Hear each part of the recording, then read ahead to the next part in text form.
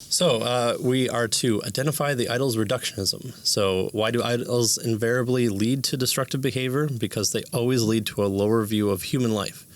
In Romans 1, the connection is captured by the word exchange. They exchange the glory of the immoral God for images resembling immortal man and birds and animals and creeping things. When a worldview exchanges the Creator for something in creation, it will also exchange a high view of humans made in God's image for a lower view of humans made in the image of something in creation. So instead of having a proper role, proper understanding, there's a supplant there. And so you can kind of view it as something like driving the car. You have a person designated to drive the car. You have a person that's designed to read the map, and the two in the back to supply you with water and snacks. And so if the map reader decides to take control of the wheel and the driver decides to have a snack in the front seat, then you get all sorts of topsy-turvy, almost literally, repercussions because of that. So we want to identify who should be having what role. Right. So this is principle number 2. It's identify the idol's reductionism is what she's getting to with us, right? And so humans are not self-existent, self-sufficient, or self-defining. They did not create themselves. We are finite, dependent, and as a result, we're always looking outside of ourselves for our ultimate identity and meaning.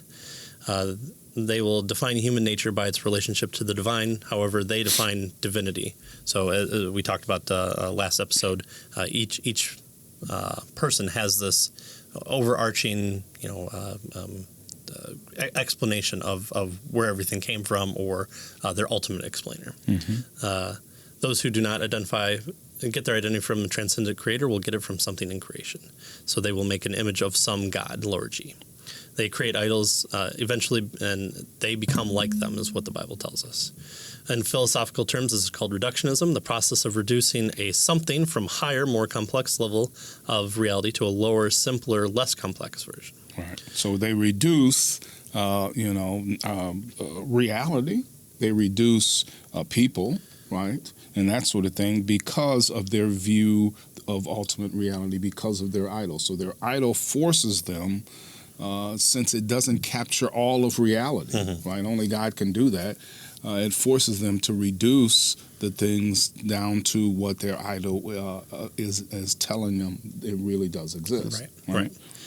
So principle 1 gave us the first step in engaging any non-biblical worldview, identify the idol. And principle 2 here is to identify the reduction. When God gives people up to their idols, the result is always a reductionistic view of humanity, which ultimately unleashes harmful and destructive behavior. When we reduce people to anything less than fully human, we will treat them as less than fully human. When we define God as something instead of a someone, we will tend to treat humans as something too.